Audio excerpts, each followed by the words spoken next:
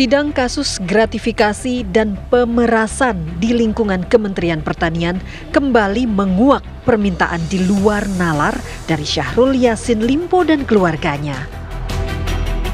Dalam sidang yang digelar pada 13 Mei lalu, Jaksa Komisi Pemberantasan Korupsi (KPK) menghadirkan 8 saksi mantan anak buah SYL di Kementerian Pertanian. 3 diantaranya adalah pejabat eselon 1, yakni Dirjen Perkebunan Kementan Andi Nur Alam, Dirjen Peternakan Kesehatan Hewan Kementan Nasrullah, dan Dirjen Prasarana dan Sarana Pertanian Kementan Ali Jamil Harahap. Dalam sidang tersebut, Kabag Umum Dirjen Perkebunan Kementan Sukim Supandi mengaku terpaksa menggunakan uang pribadinya sebesar 200 juta rupiah untuk membayarkan biaya renovasi kamar anak SYL Kemal Redindo alias Dindo.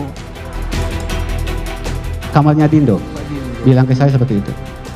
Berapa waktu itu diminta saudara? 200 juta yang mulia. 200 juta? Siap yang mulia. Setelah mendapat itu melalui WA atau langsung? WA yang mulia. WA? Siap yang mulia. Jumlahnya sudah disebutkan? Disebutkan 2 kwitansi 100-100 yang mulia. Enggak, waktu itu permintaannya 200 juta. 200 juta, tapi kwitansinya ada 2 yang mulia. Iya, itulah. Tapi di WA itu sudah disebutkan 200 juta. Siap yang mulia. Baik, kemudian saudara lapor ke siapa lagi? Lapor ke Sekdit. Sama ya? Sama. Jawabannya dari Sekdit apa? Selesaikan. Selesaikan. Saudara selesaikan. Siap. Sumber dana dari mana saudara ambil? Mohon maaf yang mulia, itu karena di kantor belum ada uang saya yang dipinjam yang mulia. Hah? Uang saya yang dipinjam. Banyak uangmu ya? Enggak pas-pasan yang mulia. 200 juta? Siap yang mulia. Saudara enggak ambil ke vendor atau saudara pinjam? Enggak yang mulia, pada saat itu enggak ada yang mau minjamkan lagi yang mulia. Kenapa saudara ambil uang pribadi saudara untuk kepentingan orang lain? Apa motivasi apa? Apakah saudara takut karena jabatan saudara akan dicopot? Ya, atau pada saudara saat mau itu dimutasi, non-job, gimana coba? tidak nyaman lah kondisinya yang mulia kalau Bukan itu masalahnya, kan saudara jelas tidak ada uang. Siap. Anggaran tidak ada. Ya. Pos anggaran tidak ada. Ya. Ya? Siap. Saudara kok mau pakai untuk melalui uang pribadi saudara, kan tidak masuk akal, Pak. Siap yang mulia, itu arahan dari Pak Sekdit. Kenapa saudara mau begitu? Dulu. Apakah saudara sayang dengan jabatan saudara? Atau saudara takut? Ya, Tidak terpaksa yang mulia. Kenapa saudara tidak minta ke sekretaris Sekdit? Pada saat itu sudah menyampaikan bahwa tidak ada uang, talangi saja dulu. Talangi dulu. Tak hanya itu, Dirjen Peternakan dan Kesehatan Hewan Kementan Nasrullah bahkan mengaku pernah diancam oleh Syahrul Yassin Limpo karena kurang loyal dalam memenuhi permintaan setoran uang untuk kebutuhan SYL dan keluarganya. Ya pemirsa, kasus mantan Menteri Pertanian Syahrul Yassin Limpo dalam pusaran uang Kementerian Pertanian ini kemudian menjadi menarik untuk dibahas. Karena akhir-akhir ini aliran dana yang tak masuk akal ini menjadi viral di kalangan publik. Nah, kita akan membahasnya bersama dengan narasumber kita malam hari ini. Sudah ada Bang Yudi Purnomo Harahap, mantan penyidik KPK. Bang Yudi, apa kabar? Sehat? Sehat, alhamdulillah baik, Mbak. Hari ini malam ini hadir, kita akan bahas apa yang tengah terjadi, sudah terjadi di lingkungan Kementerian Pertanian. Tapi sebelum kita bahas, kami hadirkan dulu pemirsa rangkuman informasi yang telah kami siapkan untuk Anda. Ini Bang Yudi, kami juga sudah mengumpulkan informasi mengenai aliran dana tak masuk akal dari Syahrul Yassin Limpo, mantan Menteri Pertanian kita ya, menjabat 2019 sampai 2023 setidaknya. Ini sudah ditetapkan sebagai tersangka ya Bang Yudi. Ada 3, Syahrul Yassin Limpo sendiri, mantan Menteri Pertanian yang tadi menjabat dari 2019 dan terakhir 2023 sebelum tersandung kasus tentunya. Dan kemudian ada Sekretaris Jenderal Kementerian Pertanian yaitu Kasdi Subagiono. Serta ada satu lagi yang ditetapkan sebagai tersangka yaitu Muhammad Hatta yang merupakan direktur di lingkungan Kementerian Pertanian sendiri pemirsa. Dan uang yang dikumpulkan sekitar 44,5 miliar rupiah ya Bang Yudi. Nah ini yang menarik nih Bang Yudi kalau kita lihat. Ternyata uang 44,5 miliar itu penggunaannya bermacam-macam dan untuk kepentingan pribadi serta keluarga dari Syahrul Yassin Limpo sendiri. Yang pertama, pembelian hewan kurban senilai 1,6 miliar rupiah. Dan tidak hanya ini, masih ada banyak lagi. Tapi dari ini dulu saja Bang Yudi, bagaimana kemudian melihat kasus dari lagi-lagi pejabat publik yang terlibat di dalamnya. Tapi yang menjadi menarik adalah bagaimana kemudian uang korupsi tersebut yang sudah tidak benar kemudian digunakan untuk kepentingan pribadi dan juga keluarga, Bang Yudi. Ya, kita tahu bahwa ketika orang melakukan korupsi, ya pasti dia akan mendapatkan uang. Dan ya, orang yang paling terdekat, circle yang paling dekat dengan dia untuk menikmati uang adalah keluarganya. Entah itu istrinya, entah itu anaknya, entah itu saudara kandung, entah itu karena hubungan perkawinan, semenda, atau bahkan sampai derajat berikutnya ketiga sampai ke cucu. Jadi ya, bahwa keluarga ini ya mereka memang menginginkan supaya ya uang korupsi tersebut bisa untuk memenuhi gaya hidup loh Mbak, bukan kebutuhan hidup. Makanya kita kan terkejut ketika ternyata aliran dananya mengalir ke hal-hal yang membuat kepala kita pening gitu kan. Itu dia, termasuk gaya hidup yang satu ini Bang, pembelian mobil Innova yang katanya untuk anaknya ya, sekitar 500 juta rupiah. Ini yang tadi dimaksud Bang Yudi, bukan lagi soal kebutuhan hidup, tapi soal gaya hidup. Seperti apa tuh Bang Yudi? Karena ya kita tahu bahwa kan anaknya udah besar-besar, sudah punya profesi, ya sudah punya jabatan, kok masih bisa cawe-cawe di kementerian? Ya untuk apa? Ingat loh, Pak SYL di kementerian adalah dia sebagai individu, keluarganya tidak boleh ikut campur. Tapi fakta di persidangan mencengangkan ketika keluarganya ikut campur. Ngapain keluarganya berhubungan dengan pejabat eselon 1, pejabat eselon 2, ya kan? Minta uang, renovasi, ya kan? Secara terang-terangan berarti? Terang-terangan. Ini yang menarik. Seharusnya kan yang ada di kementerian adalah Pak SL aja gitu kan. Kenapa anak-anaknya kemudian ikut terlibat? Bahkan sampai ada uang jajan. Yang menurut saya sebenarnya kan Pak SCL bukan pejabat kemarin sore gitu ya. Artinya kan uangnya juga sudah ada. Dan jadi menteri sebenarnya cukup gitu. Akhirnya yang terjadi saya melihat bahwa ada faktor dari keluarganya ya yang kebutuhan hidupnya sangat besar dan nggak ingin keluar duit. Sehingga hal-hal kecil ini seperti ini juga Bang Yudi, kado undangan 381 juta yang ternyata hasilnya dari pungutan para pegawai di Kementerian Pertanian. Betul. Jadi kayak tadi korban harusnya uang pribadi kita, karena di situ kalau kita yang orang Islam kan ada pahalanya. Kok malah pakai uang hasil dari pemerasan tersebut, dari gratifikasi gitu kan? Kan sebenarnya yang menarik adalah Mbak, kan kasihan yang diperas itu. Akhirnya ketika diperas bisa jadi pakai uang sendiri atau dia korupsi juga. Ya kan? Misalnya jadi perjalanan dinas fiktif ataupun anggaran fiktif untuk kemudian menyediakan uang yang diminta. Betul. Jadi akhirnya lingkaran setan. Ya kan? Dan tapi yang menarik Mbak ya, bahwa dalam kasus korupsi ada istilah uang setan dimakan siluman. Jadi mengalirnya itu nggak jelas kemanapun gitu. Nah, terakhir bahwa kenapa terbongkar aliran dana kemana? Karena penyidik menerapkan teknik strategi follow the money, ikutin kemana arah uang. Kan penyidik sudah punya keyakinan ada 44, miliar yang diterima oleh SCL. Nah, kemudian ditelusuri kemana saja. Bahkan 1 rupiah pun ditelusuri. Sehingga kan terbongkar semua Mbak. Termasuk juga yang mungkin mudah diungkap mengenai tagihan kartu kredit ya. Ini sebenarnya kan bagaimana? Mudah sekali sebenarnya untuk diungkap Bang Yudi. 215 juta untuk tagihan kartu kredit. Tadi sebelumnya ada pembiayaan apartemen 300 juta rupiah. Ini nampaknya mungkin kalau dari sisi kita itu kan sebenarnya hal yang mudah untuk dilihat dan bisa ditemukan buktinya. Betul, saya melihat bahwa kok keluarga ini merasa kuat gitu ya. Merasa bahwa wah tinggal gesek, ada yang bayarin.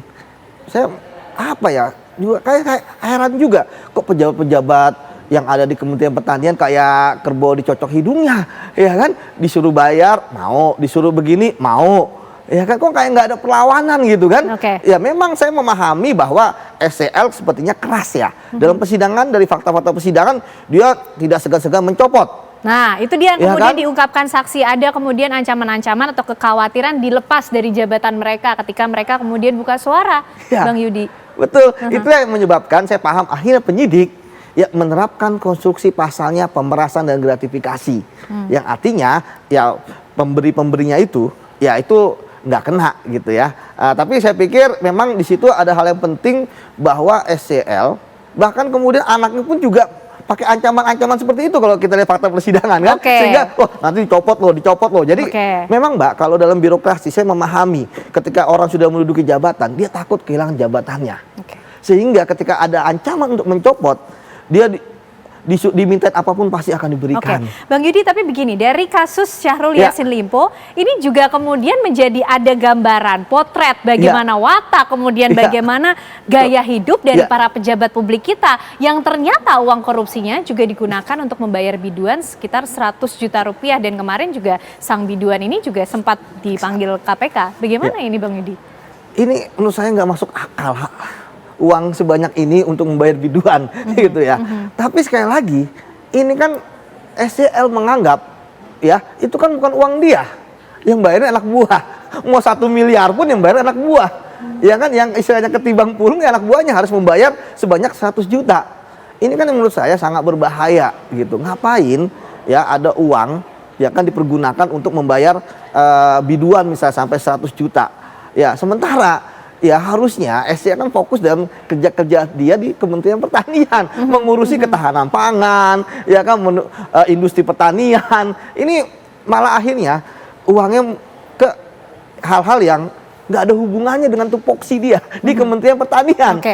Dan mungkin dari sisi masyarakat sendiri ada gemesnya juga nih Bang Yudi. Kita masyarakat yang selama ini mungkin tertib membayar pajak, kemudian anggaran negaranya justru disalahgunakan begitu saja dengan para pejabat publik kita yang ternyata lifestyle-nya atau wataknya seperti ini kah Bang Yudi, memang yang harus kita lihat watak dari para pejabat publik kita? Idealnya Mbak, seorang pejabat di negeri kita itu adalah orang yang sudah selesai dengan dirinya. Dia menjadi menteri dikasih gaji yang lumayan besar. Dia dikasih ajudan. Dia dikasih mobil dinas, rumah dinas. Ya, ada kebutuhannya, ada dana operasional menteri. Artinya dia tinggal bekerja saya secara benar. Tetapi kemudian ya di dalam benak pejabat kita ternyata walaupun dia sebenarnya menteri itu enak loh Mbak, tinggal diangkat oleh presiden loh. Nggak perlu dia berdarah-darah, berkeringat untuk ikut konstelasi pilkada misalnya, ya kan? Artinya dia tinggal tegak lurus aja gitu. Tapi kemudian yang terjadi ada dalam pikiran dia, wah mumpung saya menjabat. Akhirnya yang terjadi adalah selama dia menjabat, selama dia berkuasa, selama dia masih punya kewenangan, selama masih punya kedudukan, disitulah dia akan korup. Ini menarik Bang Yudi untuk dibahas selanjutnya, karena ternyata masih ada deretan catatan lainnya nih Bang Yudi dari aliran dana tak masuk akal dari kasus Syahrul Yassin Limpo. Termasuk kita juga pengen tahu dulu Bang Yudi, mantan penyidik KPK, apakah memang praktek-praktek yang dilakukan para pejabat publik kita ini lumrah dilakukan? Tapi usai jeda pemirsa, kami kembali untuk Anda. Ya pemirsa, mungkin dari Anda masih ada yang penasaran dan masih ingin tahu aliran dana tak masuk akal yang kemudian ada di kasus korupsi mantan Menteri Pertanian Syahrul Yassin Limpo. Masih bersama dengan Bang Yudi, kita juga akan kembali lihat nih Bang Yudi, masih banyak nih, masih ada lagi. Karena cukup banyak memang kemudian penggunaan uang hasil pemerasan dan gratifikasi di lingkungan Kementerian Pertanian. Dan juga yang menarik ini Bang Yudi, untuk uang jajan istrinya 25 sampai 30 juta per bulannya. Nah Bang Yudi, ini miris ya kalau kita lihat. Tapi apakah memang praktek-praktek pejabat publik semacam ini lumrah kemudian terjadi begitu? Seperti apa Bang Yudi? Ya, seperti tadi saya katakan bahwa orang, kenapa sih orang mau mengambil risiko untuk korupsi? Kenapa orang mau istilahnya mengambil uang yang bukan haknya? Ya karena untuk dinikmati oleh keluarganya. Dan ada yang memang mereka disembunyikan, tapi juga ada yang untuk mereka nikmati. Bahasa kita sehari-hari adalah untuk flexing, untuk pamer. Kita tadi mobilnya mewah-mewah. Termasuk ya kan? Hadiah emas untuk undangan saja 7 juta rupiah. Betul. Dan ingat loh, pamer itu kan bukan dalam aset. Pamer wajah yang bagus, yang ini juga pamer. Itu yang paling mudah dilihat oleh orang. Lihat gitu kan. Nah, kembali ke tadi bahwa ini yang menarik ya, bahwa SCL memainkan peran sentral dalam kasus korupsi ini karena dia adalah menteri, top level manajemen, sehingga semua yang ada di situ takut dan apapun perintah dia dilakukan. Kayak tadi uang jajan itu 25 sampai 30 juta itu emang mau beli apa? Beli bakwan dapat banyak itu Mbak. Bahkan parfumnya saja diambil dari uang negara. Betul. Berarti kan bisa bilang kita ya Bang 5 juta rupiah untuk parfumnya. Nah, ini yang menarik. Berarti gaji dia kemanain? Ya kan? Kalau kita melihat bahwa kebutuhan hidupnya dari hasil pemerasan, dari hasil gratifikasi, gaji dia kemana? kan gitu. Nah, sekali lagi bahwa sebenarnya ini adalah praktik yang lumrah ketika uang hasil korupsi mengalir ke keluarganya, karena mereka ya dalam kacamata kita mereka berbeda, Mbak. Kalau kacamata kita kan wah ini kan uang korupsi, kita nggak mau gitu kan, atau kok korupsinya kasar banget gitu kan. Karena bagi mereka, kacamata mereka tadi saya katakan, mumpung ada uangnya. Bahkan ya tadi saya katakan untuk sumbangan aja kok pakai uang hasil korupsi. Kenapa? Dan tidak hanya itu, Bang Yudi, bahkan untuk sunatan cucunya ini informasinya juga di-reimburse. Kemudian belum untuk skincare, untuk ongkos perawatan dan juga kacamata SGL serta istri, serta ada biaya dokter kecantikan anak. Ini seperti apa kok uangnya hasil korupsi sudah tidak benar yang pasti. Kemudian apakah juga sampai hal-hal sekecil ini kemudian kita harus lihat praktek-praktek para pejabat publik kita ternyata melakukan hal-hal yang ternyata lumrah?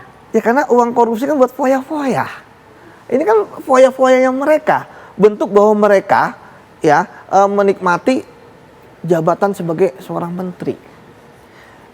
Mereka sebagai keluarganya. Dan ini kan bagi saya ini sangat berbahaya. Kenapa?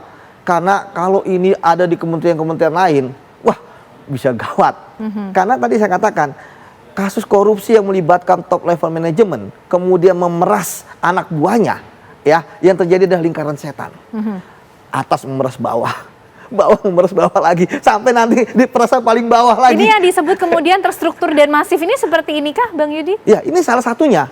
Ya, kita tahu bahwa kasus korupsi SGL kan terbongkar, ya, ketika misalnya KPK mendapatkan pengaduan. Ya kan, dari awal itu ada pengaduan. Ini yang menarik. Ya, berarti ya pejabat-pejabat yang diperas sama ini mungkin ada yang merasa sudah nggak kuat, ya kan, diperas terus, stres, mungkin dimintain tiap bulan, sementara gajinya pejabat berapa sih? Dan ingat loh, mereka aja jadi pejabat, jadi PNS, kan bekerja untuk menghidupi anak istrinya, kok diperasin, ya kan? Dan kemudian ya pasti mereka juga punya pikiran jahat juga, bagaimana cara mendapatkan, Mbak, misalnya seorang dirjen 300 juta menyetor tiap bulan kan dari mana? Ya kan, itu pertanyaannya.